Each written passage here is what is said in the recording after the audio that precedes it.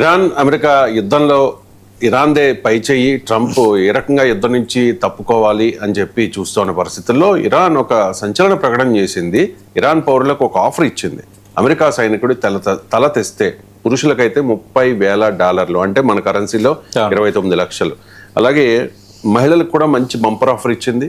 ఎవరైనా ఇరాన్ మహిళ ఒక అమెరికా సైనికుడు తల తెస్తే $60,000, అంటే ఇంచుమించు 58 లక్షలు ఇస్తాము అని చెప్పేసి రూపాయల్లో. సో అంటే ఏంటి ఇరాన్ వ్యూహం, ఈ రకంగా అర్థం చేసుకోవాలి అంటే ఇప్పుడు ఇరాను అమెరికా ఈ రెండిటివి మనం చూస్తుంటే ఇప్పుడు ఇరాన్ చేసిన కామెంట్ మనం చూద్దాం. ఇప్పుడు ఏంటంటే ఒకరిపై ఒకరు సవాలు విసురుకుంటున్నారు, రివార్డులు ప్రకటిస్తున్నారు, దాడి వ్యూహాన్ని, దాడి తీవ్రతను ఇంకా పెంచుకుంటూ పోతున్నారు. ఇప్పుడు ఇరాన్ వరకు చూద్దాం. అంటే ఇప్పటి వరకు సైనికులతో పోరాడిన ఇరాక్ సామాన్య పౌరులకు కూడా ప్రోత్సాహకాలు ఇచ్చి రంగంలో దించాలని చూస్తోంది. ఈ నేపథ్యంలో వాళ్ళు చేసిన ప్రకటన మనం చూస్తే అమెరికా సైనికుడిని సజీవంగా పట్టుకొని ఇరాన్ అధికారులకు అప్పగించిన, హతమార్చిన $30,000 నజరానాగా ఇస్తామని ఇప్పుడు ఇరాన్ ఒక ప్రకటన చేసింది. ఈ విషయాన్ని Iran army chief major general Amir Hatami అయితే ప్రకటించారు. అమెరికా సైనికుడిని పట్టుకోవడం లేదా హతమార్చడం ద్వారా నజరానా పొందవచ్చని ఆయన ఒక ప్రకటన చేస్తున్నారు. అమెరికా సైనికులను ఎక్కడ ఎప్పుడు పట్టుకోవాలి, వారిపై ఎలా దాడి చేయాలన్న దానిపైన ఆయన నిర్దిష్ట వివరాలు అయితే ఏమి వెల్లడించలేదు. ఈ విధంగా అమెరికా సైనికుని పట్టుకుని హతమార్చడం ఇరాన్కు చెందిన మహిళ చేస్తే, అంటే మగవారు కాకుండా మహిళ చేస్తే భారత్ వాళ్ళకు నజరానా మొత్తాన్ని రెట్టింపు చేసి $60,000 ఇస్తామని హతామి మరో ప్రకటన చేశాడు.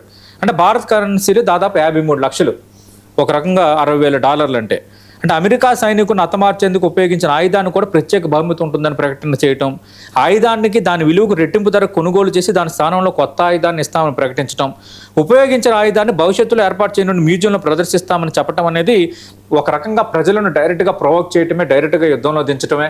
ఒక రకంగా ఇంకా మనం ఏదో తేల్చుకోవాలి, మీరు వాళ్ళని పట్టుకొని రండి, మీకు ఇవ్వండి, ఇది ఇస్తాం అని ఒక ఏదో మన సినిమాల్లో చూసినట్టుగా ఇరాన్ ఆర్మీ చీఫ్ చేసిన ప్రకటన అయితే ఇప్పుడు సంచలనంగా మారుతోంది.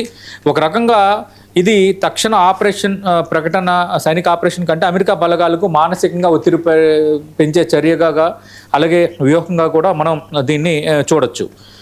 అలాగే ఇప్పుడు ఇది ఇరాన్ మోడల్. అమెరికా కూడా మాట్లాడుకోవాలి.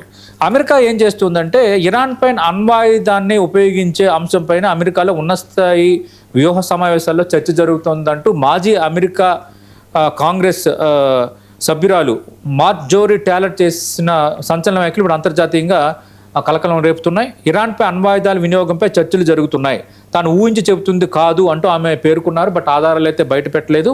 ఇప్పటికే నేను ఇందాక ప్రస్తావించినట్టు ఇరాన్ ఒక ప్రకటన చేసిన నేపథ్యంలో అమెరికా సైనికుల్ని సజీవంగా తీసుకొచ్చినా, చంపి తీసుకొస్తే ఇన్ని $1,000 ఇంత నజరానా ఇస్తామని ప్రకటించిన నేపథ్యంలో అమెరికా అణ్వాయుధ దాడి చేయడానికి ఎవరిపై, ఇరాన్పై ప్లాన్ చేస్తుంది అన్న చర్చ అయితే ఇప్పుడు కొంత ఇంట్రెస్టింగ్గా మారుతోంది.